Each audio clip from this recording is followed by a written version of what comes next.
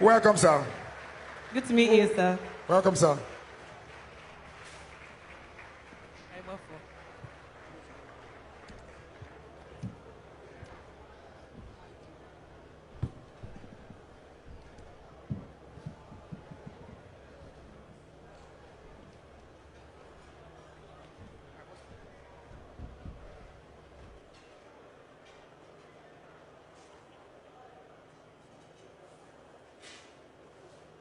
Good evening. Good evening. I must begin by thanking my hosts, the Obi Jackson Foundation, and specifically Dr. and Mrs. Ernest Obiejesi, who have brought me all the way from Nairobi, Kenya, to be present this evening with you in Okija, in Anambra.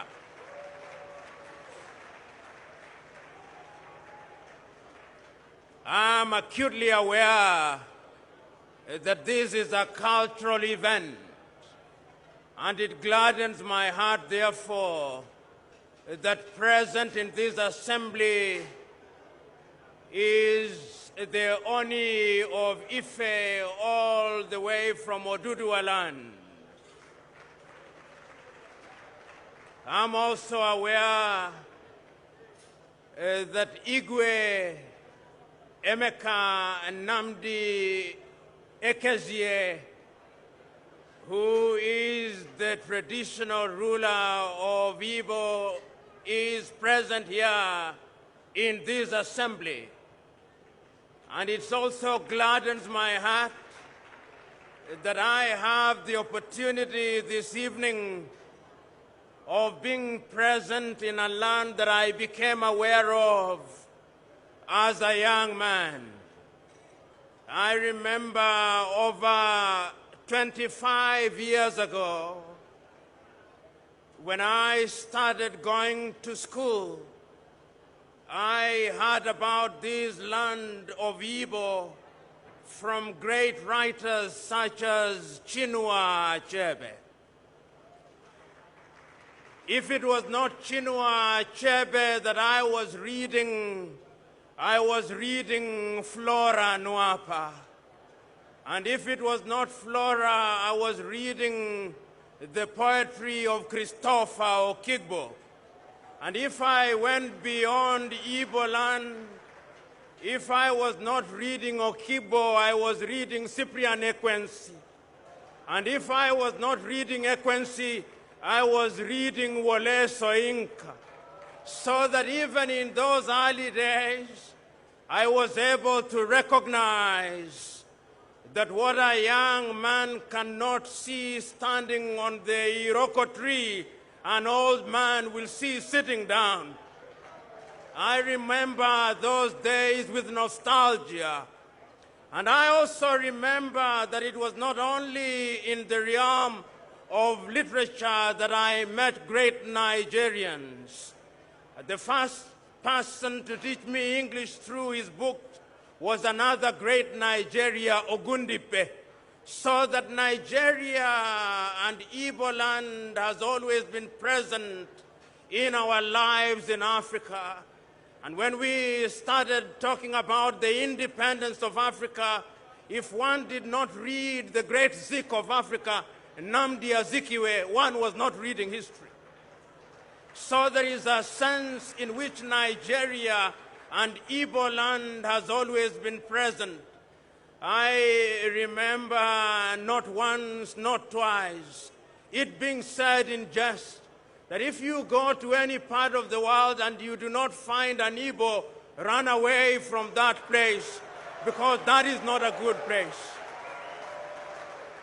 And that is why, therefore, I'm able to say, when I stand before you here in the presence of greatness, that Nigeria has always remained alive. If with the departure of Chinua Achebe or Flora Nwapa, the world thought Nigeria could no longer produce literature, your own Chimamanda Ngozi Adichie has emerged in the world. And if Hollywood and Bollywood thought that we could not produce theater, the great Pete Edochie and Yul Edochie have emerged from this land. And did not stop from Yul or Pete Edochie. On a daily basis, we are marveling about Genevieve Naji. And we are not only marveling about Genevieve Naji, Patience Oziakwo is also in our minds. And if we go further into the land of Oduduwa, Olu Jacobs is also present in our minds. So Nigeria remains great because Nigeria has been the cradle of culture in the continent of Africa. You know, when one thinks about Nigeria, one knows that Nigeria is the greatest nation on the continent of Africa. If one were to be dramatic about it, at the risk of repeating what others have said, one would say that when Nigeria catches a cold, all other African countries get cancer. But we are not going to be melodramatic about it. We are simply going to recognize that today we are present in this assembly courtesy of the O.B. Jackson Foundation to celebrate culture. And culture is not anything that is fossilized in the past. Culture is dynamic. It changes on a daily basis. But it's true that unless we are wedded to our cultural values, then we as a people, whether we are in Okija in Nigeria, or in Nairobi, Kenya, or in Addis Ababa, Ethiopia, or in Dakar, Senegal, we as the people of the continent of Africa will never be recognized for who we are. For those who know say that as long as the lions do not have historians, it is the exploits of the hunters that will be celebrated rather than the bravery of the lion. Today, therefore, we come here to celebrate culture, and we come to celebrate culture at the behest of the O.B. Jackson Foundation, an event that started 5 years ago. It is no longer an event. It has graduated into a festival, and I dare say that it must even have graduated to a movement. That is why we have men and women who have been drawn from different parts of Africa to be present here this evening at midnight to celebrate culture. I have sat down and I've listened and I've understood, and I now say that I've reached the stage in my submissions to you to say, Ndibo ekenemunu.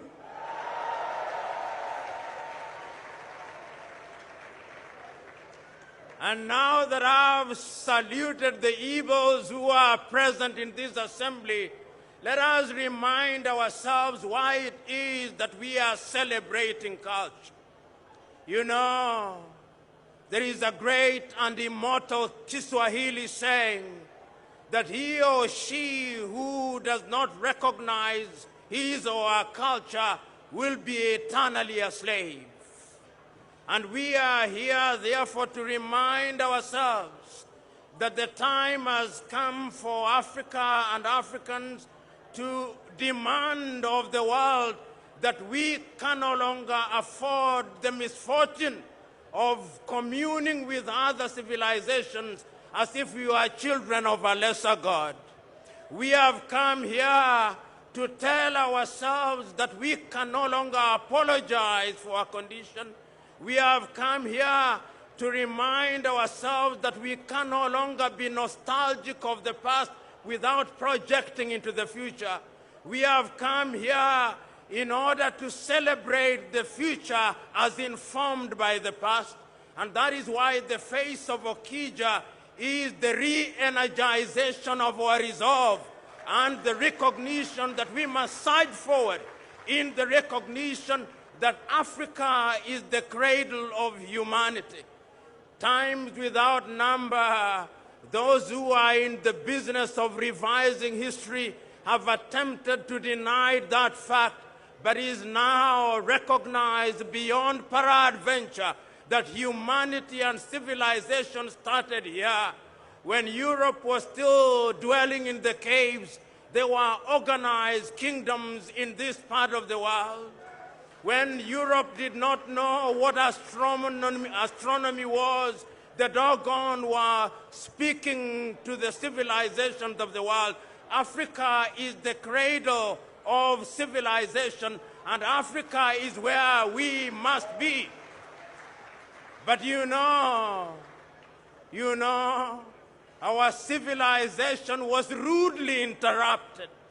It was a rude interruption that saw some of our men and women being spirited away into other parts of the world. If Europe is what it is because of Africans. If America is what it is because of Africans. If Latin America is what it is because of Africans. If the Greeks are great philosophers, it's because the great philosophers were in the land of the Dudua. If the Jews have the gift of prophecy, it was because of the Igbo of Africa. And I dare say, I hear the Igbo say that they came from Israel. No, it is the Israelites that moved away from Igbo land into Israel. I hear the Igbo say that they worship like the Jews. No, it is the Jews that worship like the Igbo. And I say this not only and not to romanticize our culture and our tradition, but to remind us that for a long time we have judged ourselves too harshly, that the time has now come that we must recognize ourselves for who we are. You know, I told you that our civilization was interrupted, but even when it was interrupted, we were always alive to the fact that we must regain our self-esteem. And indeed, we regained our self-esteem, and today, as I speak to you, Africa has 55 artificial boundaries. We have come here today to dramatize the artificiality of those boundaries so that we may have that day when I can move from Nairobi, Kenya to Lagos in Nigeria without the necessity of a visa. I look forward to those days. I look forward to the days when I can move from Johannesburg in South Africa to Bangui in Central African Republic without the necessity of a visa. I look forward to the day when I shall move from Addis Ababa, Ethiopia, and I only have one currency to contend with, not 38 currency. I look forward to that day. I look forward to that day when egusi soup will be consumed in West Africa as it is consumed in Nigeria. I look forward to that day. I look forward to the day when Hollywood and Bollywood will no longer have a place in our television, and Nollywood and Riverwood and Bongowood would be what we watch. I look forward to those days. I look forward to the days when we shall celebrate Chimamanda Ngozi Adichie and not other authors. I look forward to that day. And I'm reminding ourselves and the young men and women who are present in this assembly that that can happen and that will happen, but that we must work at it.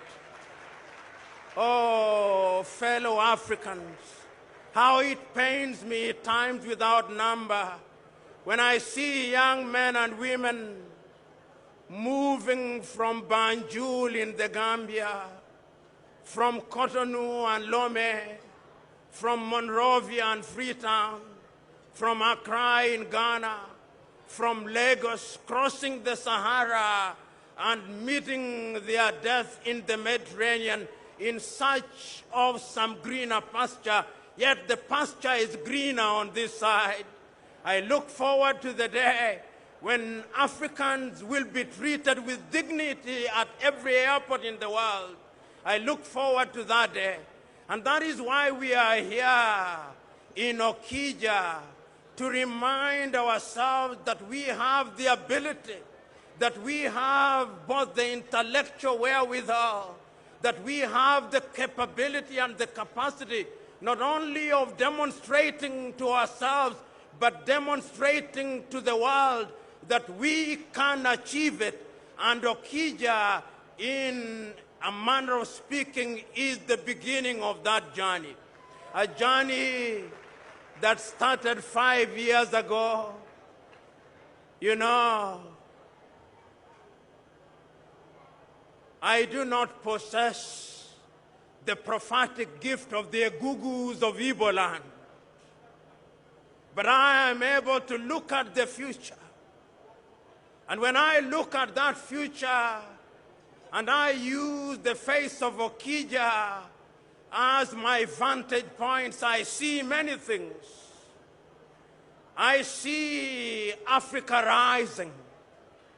I see Africa rising in agriculture.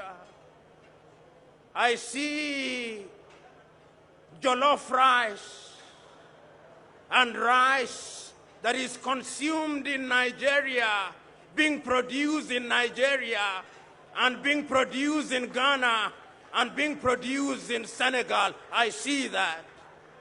I see yams and plantains being produced in Nairobi, Kenya, and in Ethiopia. I see that.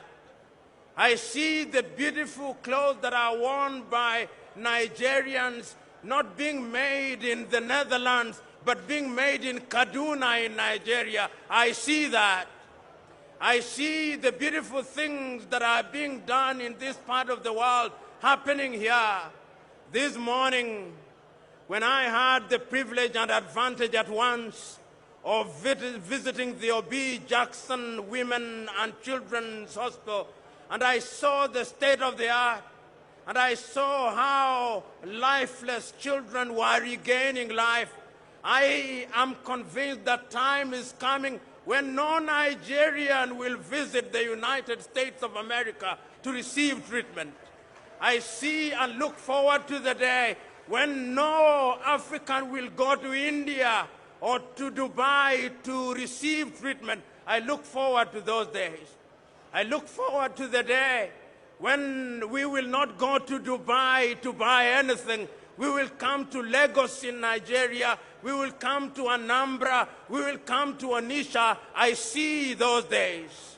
And one need not be a Jewish prophet nor be related to one to realize that that is a possibility. It is written on the wall that as long as we have our own self-esteem, history has demonstrated not once, not twice, but times without number, that when a people make a decision and make a resolve that they are going to achieve, then they cannot be stopped. Okija and the face of Okija and this cultural festival is a dramatization and a demonstration to ourselves that we can achieve it. But if we are going to achieve it, we will achieve it because of the young men and women who are present in this assembly. You know, throughout history, countries and places have changed because young men and women have taken a resolve. So today, I am urging all of us who are present here to make a solemn vow,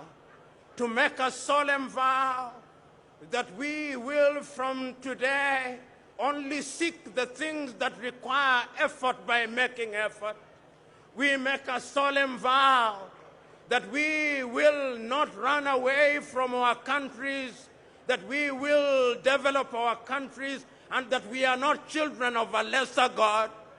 I am asking all of us who are present here to tell the world that whether it is in engineering, we have the capacity to build our roads.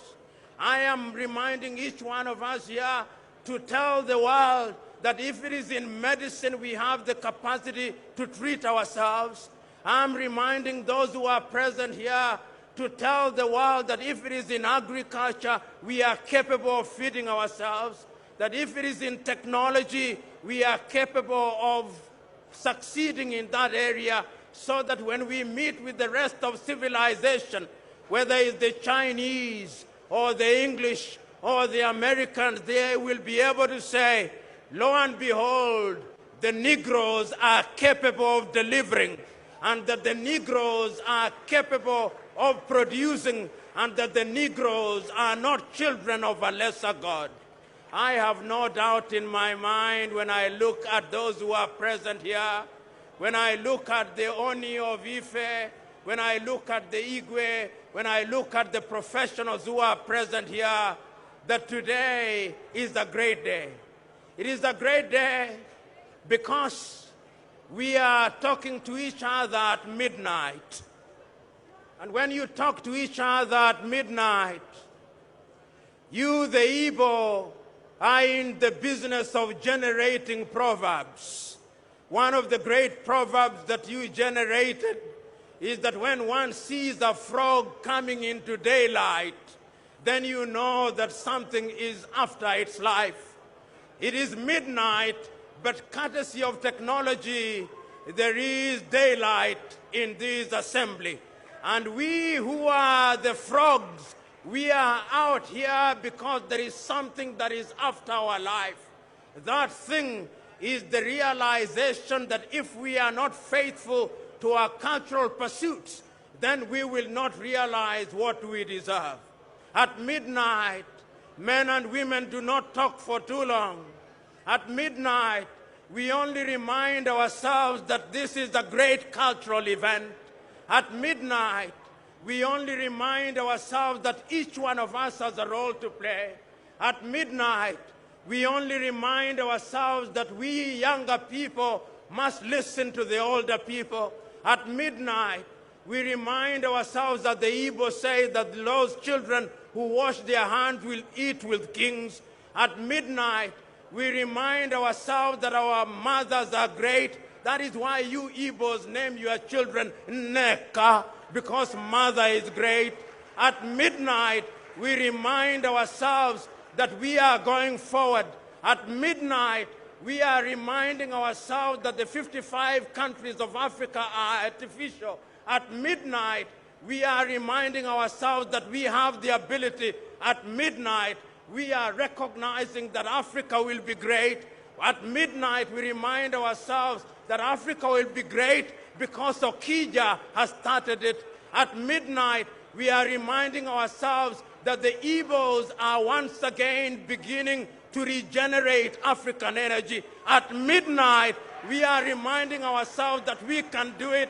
At midnight, we are reminding ourselves that we are the solution to our problems. At midnight, we are recognizing that we must do it, and that if we don't do it, it will be done on us. At midnight, we therefore stop. God bless.